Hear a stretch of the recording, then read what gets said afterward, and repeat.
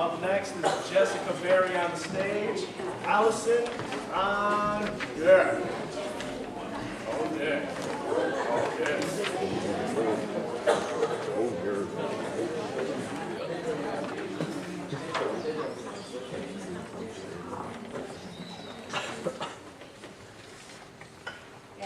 I'm Jessica Berry. Why are you depressed? You're too happy to be depressed. Why do you cut? Your skin's too pretty to be cut. Why do you insist on being alone? Why are you always on your own? Why? Why? Why? It goes like this. Wake up, take pills, pretend that everything's going to be all right. Wake up, take pills, pretend that you don't cry yourself to sleep at night. Wake up, take pills, and fight. Fight the darkness that clouds your mind and hope that you make it to see tomorrow's light. Because depression is like drowning in an ocean of sorrow, while you watch everyone around you breathe. And you believe people when they say, I love you and always will. But when things get hard, they leave. It's like standing in the middle of a crowded room, screaming at the top of your lungs, but no one looks up.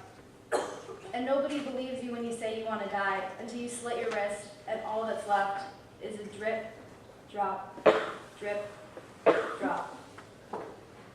But depression isn't a sickness. It's a chemical imbalance in the brain. It makes you feel like there's nothing worth living for and your sanity drains. They tell you to take these pills because you'll function how you should.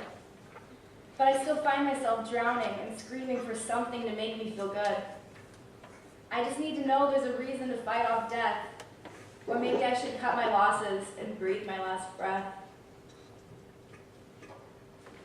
Power clap.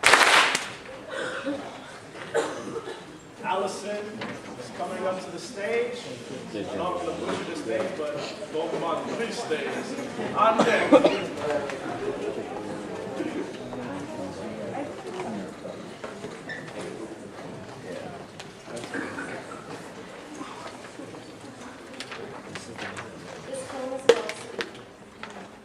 I've lived most of my life, open-minded, closed-mouthed. It's like my destination is straight, but I panic in taking a route. I can never say what I mean in the times it means most. I'm too afraid to be the reason for change, so then I just coast. I can't regret what I said and worry over what I didn't, because the past is finished, my intentions forever hidden. But I still wish I could speak now. I believe I have a lot to say, but when I get the courage, the words don't come out the right way. I stumble over phrases like tires on gravel, like people are reading my map upside down, making for confusing travel. I have theories on why this happens. I mean, we all have our flaws, but mine feels stronger than sticks and straw. At home, I'm always told to shut up when I speak, so I apologize if my words aren't smooth or sleek. In the past years, I've been terrified of being seen. I tried to blend into the shadows and hide what was beneath, but that only drew attention. My new name was Shy. People would judge me and try to guess what was behind these pale blue eyes. So now, I try to open up. It hasn't gone too well. I feel pressured to share all the secrets I can tell. I hold things back, but at last I can speak. No more asking for directions. I'll let my words form who I hope to be.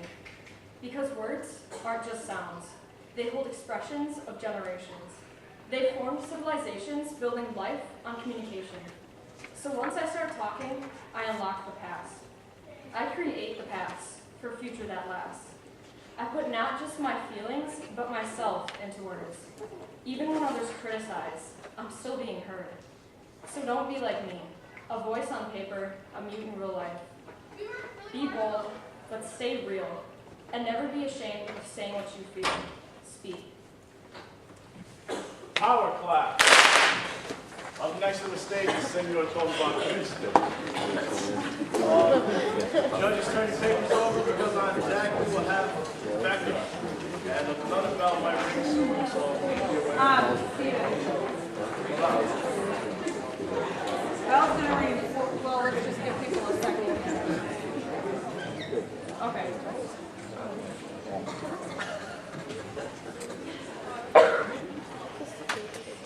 All right, my name everything's done?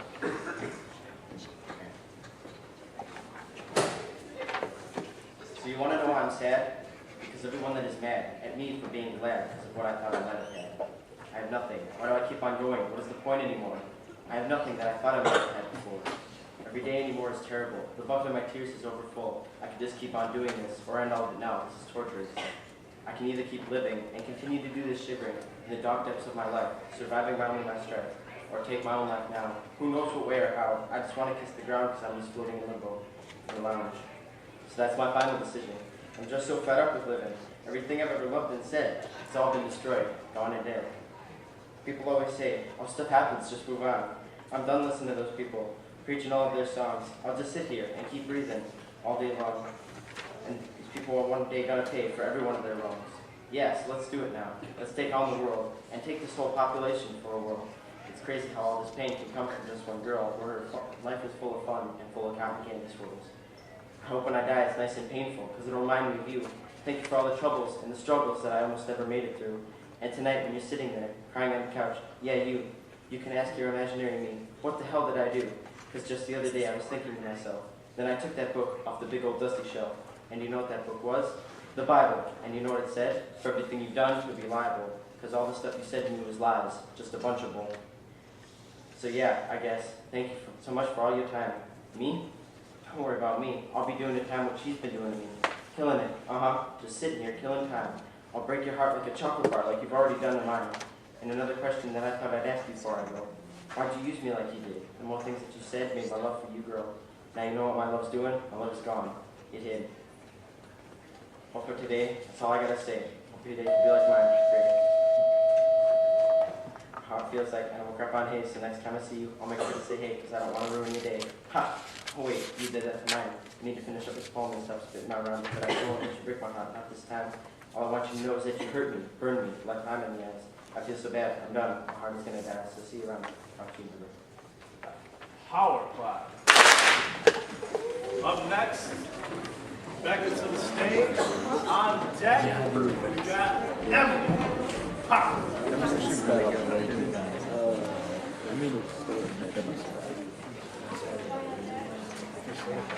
I'm Becca, and my piece is called Family Is.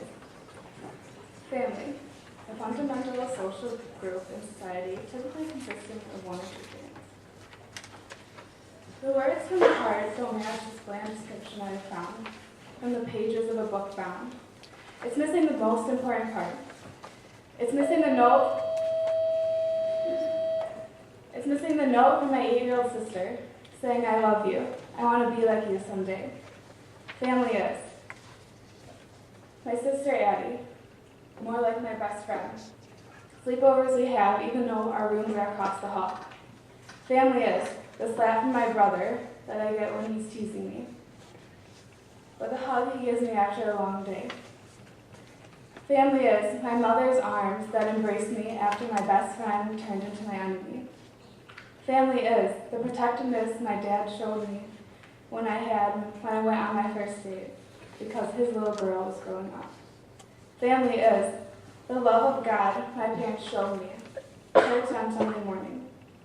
Family is a fight once in a while, but most importantly, family is love, being there for one another, wiping the tears from each other's eyes, and pulling them back to their feet.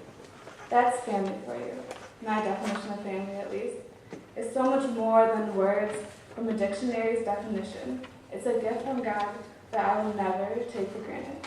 This is family. Power clap.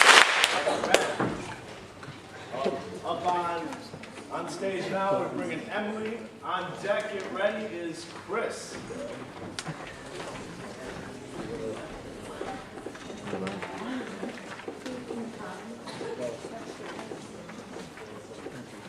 My name is Emily Pazora, and my poem is titled Inquiry. You speak without thinking. You say one word without knowing how much it hurts. Retarded. I walk with him, and you stare.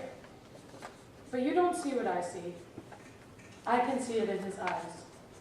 The hurt, the pain, the confusion, the want to be quote-unquote normal, the want to just be seen as a regular person in everyone's eyes, the want to be able to walk down the street and not hear laughing or murmuring. I can see it in his eyes. The want to not be looked at as special. Why can't you see? He's just like me and you, legs, arms, eyes, and ears, all two. Uncle Ricky is just like me and you, yet there's no need to compare. Uncle Ricky has thoughts and feelings too. He may look different, talk different, show his love different, just be different. But aren't we all supposed to be unique? He can be happy and sad, caring, energetic, playful, and even mad. Just like me and you. I have legs, arms, eyes, and ears, all two. I can be happy and sad, caring, energetic, playful, and even mad. Just like him. And if all of this is true, that he's just like me and you, and I'm just like him, does this make me retarded too? You speak without thinking. You say one word, without knowing how much it hurts. Retarded. Power clap. Up next to the stage, we're bringing up Chris. On deck is Kelly.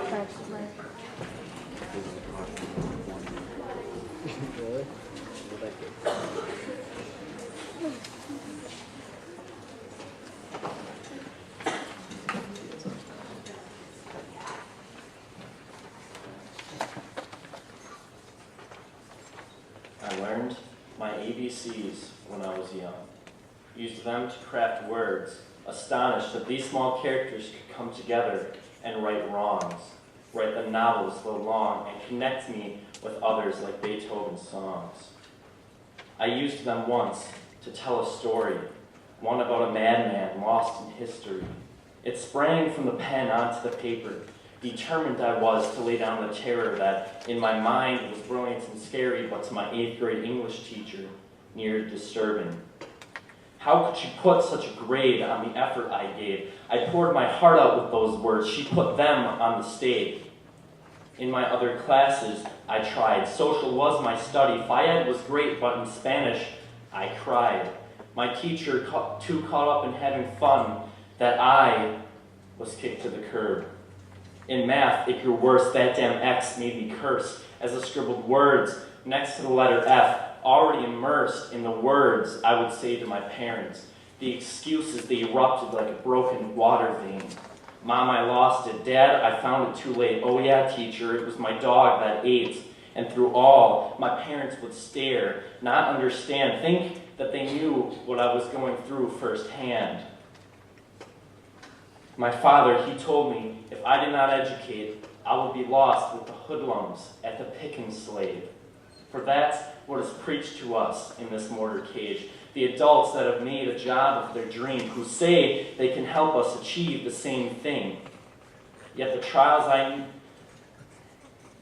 skills I need, the trials I must experience, these cannot be taught in this government excursion. I do not know why I struggle as I do, until I reflect upon what I'm good at and find there are two things I've always been able to do. Write these words on the paper and speak them to you. And that is exactly what I plan to do. The realization hits me like Ray Lewis hits men, but even he has a plan after he is through in the end. I'm at the beginning. The intersections are many, and I have been sitting in the passenger seat, letting those at the wheel control my destiny, those that go along with this abomination of society. We all sit in the theater and let others press play. For school is not the holy grail for success. It is but the veil upon its crest. The grail is the knowledge to do something you love, for it can be anything if it fits like a glove. Everyone is different with different talents and strengths, but how can we find them if we're all held in the same box by the state? Gates made computers, Lewis played a game. Poe let the world know that inside him battles raged. While Napoleon took charge and led his armies to glory, Gandhi stood by years later pacifying. We all are unique and deserve to be treated as such. For how can we survive in the land of opportunity when we are given only as much as Pythagorean's theory, when I want nothing but to be literary?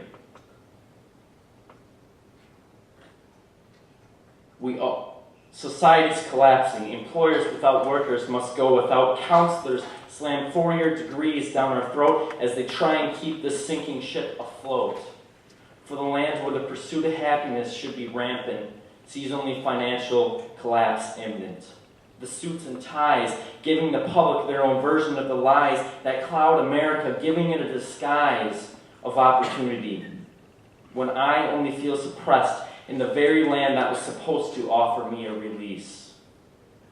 Life goes on with its rusty drone, the pollutants and chemicals destroying the ozone, as well as the dreams that a boy has when he's little that are brittle and crumble in this world that we live. As the fiddle that is life plays on, wearing its course, and will end with a whisper instead of a bang, the exact same moment we all go insane. Power clap. Up next to the stage is Kelly. On deck we have Jordan.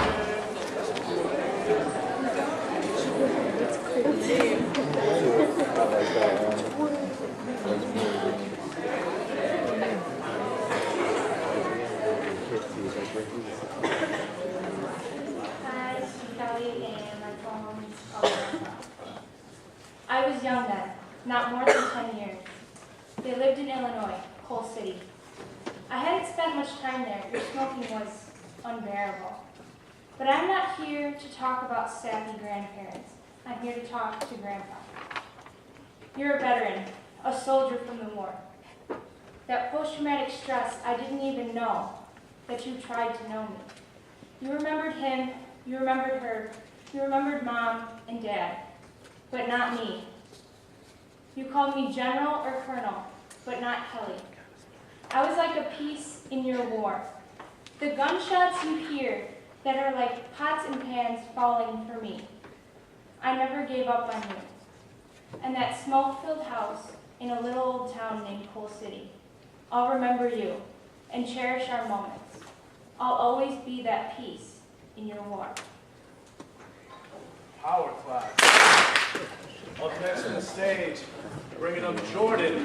Matthew Beatley is on deck. Oh, that was wrong? What up? Hey, my name is Jordan, and my piece is titled CC Inside. A glass half full of ice.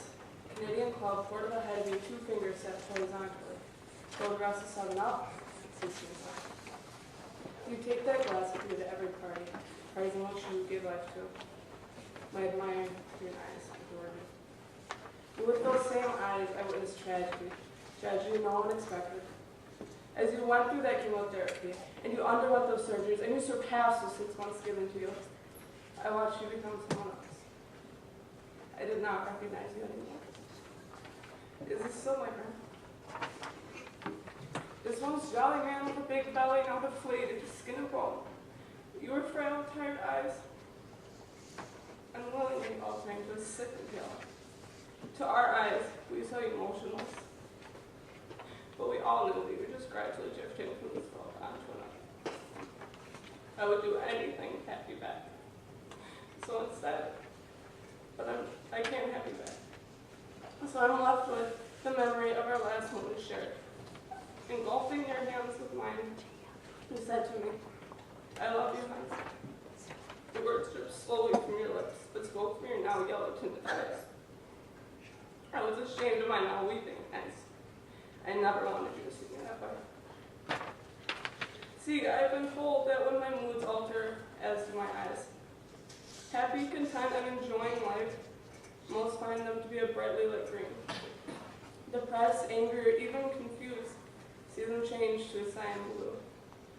So when I think of you, and the thought of you not here, cause my sad green eyes to shed a tear, slowly spreading that cyan blue, wishing, just wishing you were still here. As to why they changed, I'm not sure. Is it the tears built up behind them, or the sorrow welling up inside of me? Some things we cannot know for sure.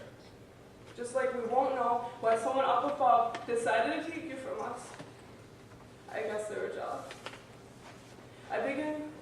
But as my grief encounters time, I begin to appreciate everything we've done. I'm glad we left with our last moment shared together, and those forgiving words. I'll relive the memories you left for us, and I'll put down that CC in 7, and these sorrowful eyes will vanish. And something I once knew will reappear. My smiling green eyes. Our clap. Up next to the stage is Matt Bentley, and on deck is Maura Flanagan. Buck blah, buck blah.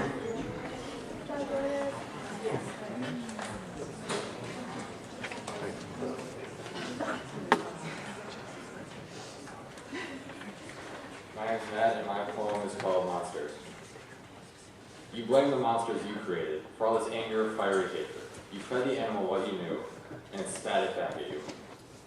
So you flew to the graveyards of childhoods in search for answers of why. Why you continued, but you can't find one. None that please you, that is. So you blame the monster for why your peers are dying, or why they sit at home crying. You are we, and we are us. We let this beast into the world, and we let it ravage us. But there's one thing we all know. The monster we created is our creation. So who are we going to blame? The creation or the creator? Power clap.